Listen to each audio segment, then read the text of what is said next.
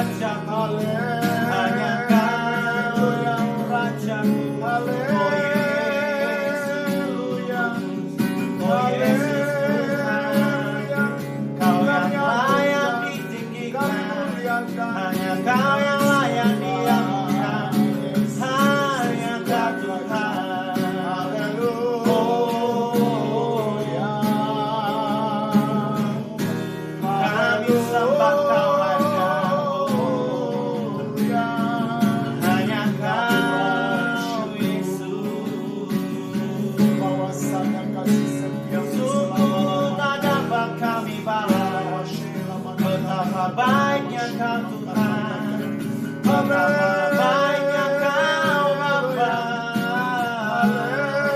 Haleluya, yang Kau lakukan. Kami agung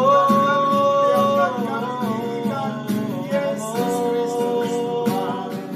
Kami bersyukur Tuhan, penyertaan-Mu sempurna, penyertaan-Mu sempurna atas kami Tuhan. Oh, terima kasih Bapa.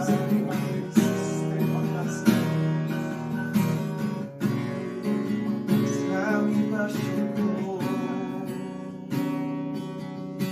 Kau sangat baik bagi kami. Terima kasih Bapa, kami bersyukur di hadapan-Mu bahwasanya kasih setia-Mu selama-lama. Kaulah Allah yang setia, besar kasih-Mu terhadap kami, panjang sabar Engkau. Terima kasih buat kehadiran-Mu saat ini. Urapi hamba-Mu, urapi setiap kami. Biarlah kiranya setiap yang mendengar diberkati, yang sakit disembuhkan di dalam nama Yesus, yang lemah mendapat kekuatan baru demi nama Yesus, yang dalam masalah diberi jalan keluar. Allah hadir memberkati. Segala hambatan, rintangan, pekerjaan setan dipatahkan di dalam nama Tuhan Yesus Kristus. Kehadiran Tuhan memberkati kami. Kami siap menerima firman di dalam nama Tuhan Yesus Kristus. Kami berdoa dan mengucap syukur. Yang percaya katakan amin. Shalom jemaat GBSema yang sangat dikasihi Tuhan. Biarlah kita tetap tinggal di dalam anugerah-Nya.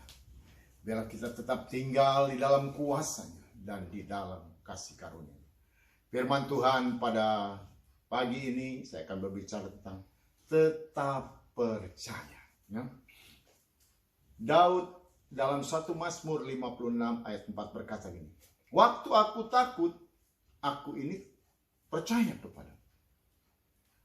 Saudaraku yang kekasih dalam Tuhan, takut itu adalah sesuatu yang manusiawi, umum terjadi. Tapi tetap percaya merupakan pilihan. Dan kita harus memilih tetap percaya. Ada satu pribadi yang luar biasa namanya Yairus. Pada waktu itu anaknya sakit dan hampir mati. Dia adalah kepala rumah ibadat. Dia seorang pendeta, seorang yang dipercayakan untuk memegang satu tanggung jawab dalam rumah ibadat. Gembala, anaknya sakit dan hampir mati. Dan saat itu dia datang kepada Yesus dan tersungkur di kakinya. Lalu Tuhan berkata, mari, aku akan berkunjung ke rumahmu untuk menyembuhkan anakmu. Dalam perjalanan, tiba-tiba ada berita, dalam Markus 5 ayat 35-36. Ketika Yesus masih berbicara, datanglah orang dari keluarga kepala rumah ibadat itu dan berkata, anakmu sudah mati. Apa perlunya lagi engkau menyusah-nyusahkan guru? Ini satu berita yang sangat-sangat menakutkan. Dia takut. Tapi apa kata Tuhan Yesus dalam ayat 36? Tetapi Yesus tidak menghiraukan perkataan mereka dan berkata kepada kepala rumah ibadat itu, kepada Yairus, jangan takut, percaya saja. Amin. Oleh karena itu mari kita ambil keputusan untuk tetap percaya.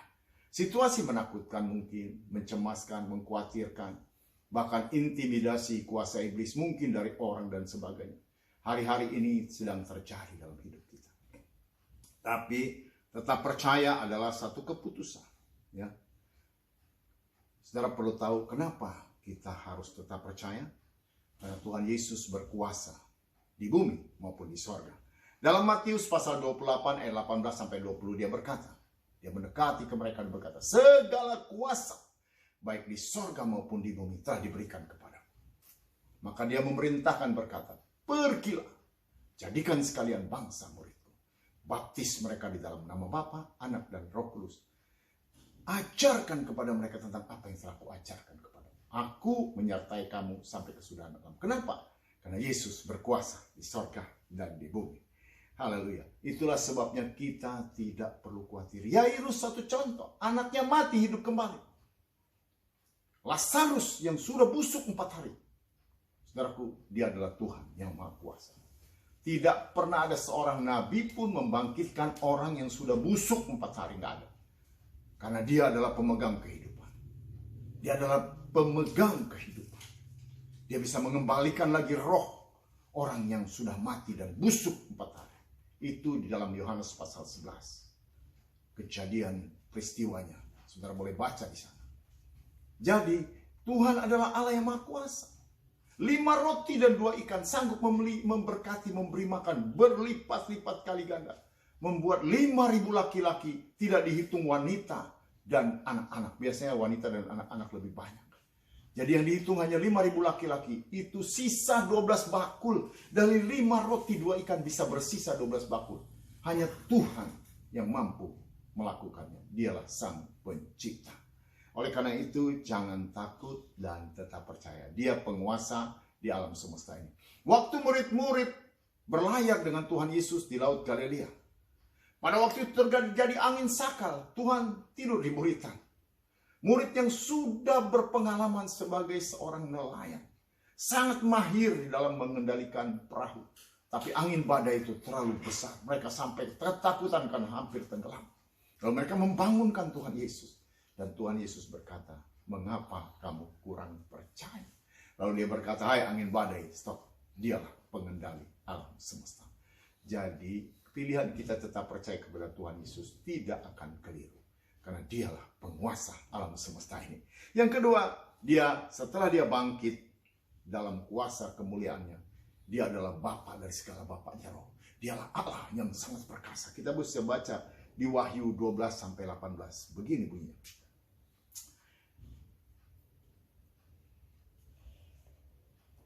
Ya. Di dalam Wahyu pasal 12 ayat 18. Berkata begini. Dan aku berpaling, tampaklah kepadaku 7 kaki dian dari emas. Dan di tengah-tengah kaki dian itu ada seorang serupa anak manusia. Berpakaian jubah panjangnya sampai di kaki dan dadanya berlilitkan ikat pinggang dari emas. Kepala dan rambutnya putih metah bagaikan bulu yang putih metah. Dan matanya bagaikan nyala api. Dan kakinya mengkilap bagaikan tembaga membara dalam perapian. Suaranya bagai desau air bah. Dan di tangan kanan ia memegang 7 bintang dan dari mulutnya keluar sebilah pedang tajam bermata 2. Dan wajahnya bersinar-sinar bagaikan matahari yang terik. Ketika aku melihat dia, tersungkurlah aku di depan kakinya. Sama seperti orang mati. Tapi ia meletakkan tangannya di atasku dan berkata, jangan takut, aku adalah yang awal dan yang akhir. Aku telah mati dan lihatlah aku hidup. Saudaraku, dialah Tuhan Yesus Kristus. Dia adalah Allah yang Maha Kuasa. Ya, Yohanes ini adalah satu pribadi yang sudah mendekati sempurna. Dia adalah murid yang dikasihi Tuhan, seorang rasul. Digoreng gak mati. Dia apa-apain sudah gak mati. Sampai orang sudah putus asa bagaimana membuat dia ini mati. Dia dibuang ke Pulau Patmos, Pulau Atol, gak ada kehidupan. Tapi Tuhan mengunjungi dia. Di sini dia berjumpa dengan Tuhan Yesus yang Maha Kuasa. Tapi dia pun berjumpa dengan Tuhan Yesus yang roh yang luar biasa itu. Dia seperti orang mati. Kalau Tuhan tidak menyentuhnya, dia tidak berdaya. Orang seperti Yohanes aja begitu di hadapan Raja segala raja. Oleh karena itu betapa kita harus mempercayai Tuhan yang sangat mengasihi kita. Dia Allah yang mengasihi kita. Kenapa? Karena dalam Yohanes 3 ayat 16 berkata, karena begitu besar Allah mengasihi kita. Sehingga diberikan anaknya yang tunggal. Siapa? Tuhan Yesus Kristus. Dia adalah firman yang menjadi manusia. Dialah Tuhan Allah sendiri yang bersedia berkorban, mati di atas kayu salib. Di dalam Galatia 3 ayat 13-14 berkata begini. Lihatlah Tuhan yang tergantung di atas kayu salib menebus dosa kita. Segala kutuk ditanggung oleh dia. Supaya berkat Abraham jatuh kepada kita. Kenapa? Karena dia mengasihi kita. Oleh karena itu kita percaya. Dia berkuasa atas alam semesta. Dia berkuasa di alam roh. Dan dia juga sangat mengasihi kita. Oleh karena itu kita layak tetap percaya. Situasi, kondisimu mungkin saat mengkhawatirkan. Mungkin kau dalam keadaan sakit, ya. Mungkin ini adalah situasi-situasi yang membuat engkau sangat sulit. Tapi tetap percaya, karena Allah mengasihimu. Di dalam Roma 8 ayat 31 dan 32, Tuhan berkata begini, ya, melalui ilham, melalui Rasul Paulus. Ya. Dia berkata, jika Allah di pihak kita, siapa lawan kita? Ia yang tidak menyayangkan anaknya, bahkan memberikannya rela mati buat kita, memberikan nyawanya. Mana mungkin dia tidak menganugerahkan segalanya kepada kita. Amin. Karena seseorang yang rela mati buat kita, artinya dia pasti sangat mengasihi kita, dan dia juga pasti akan berkorban bagi kita. Hanya satu hal, tetap percaya, hidup dalam kekudusan dan kebenaran. Jangan menyimpang ke kiri dan ke kanan. Jangan melakukan hidup dalam dosa lagi. Segera beralih kepada Tuhan. Maka Tuhan akan menyambut engkau dan memberkati engkau.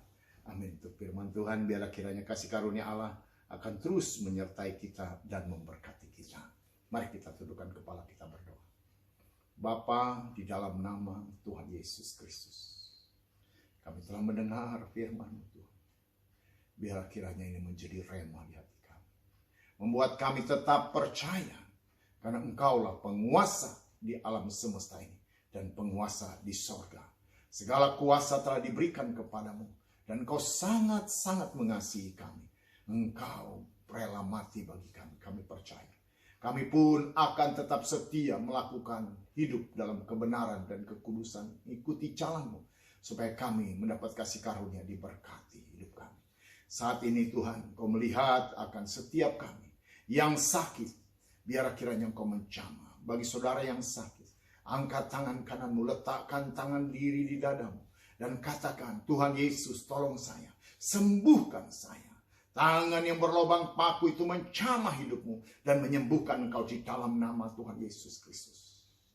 Mungkin kau sedang tergoncang di dalam kesulitan masalah ekonomi. Katakan, Tuhan Yesus, tolong saya. Berkati usaha pekerjaanku. Berkati apa yang kukerjakan dibuat berhasil.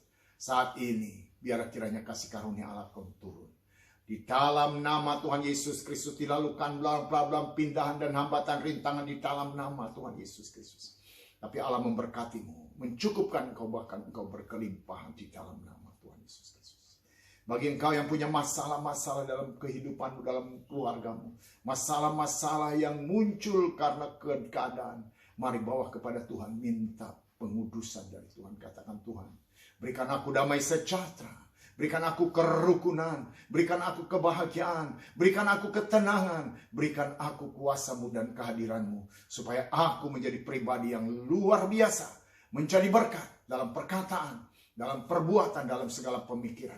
Biar aku boleh menjadi terang dan garam dalam nama Tuhan Yesus Kristus.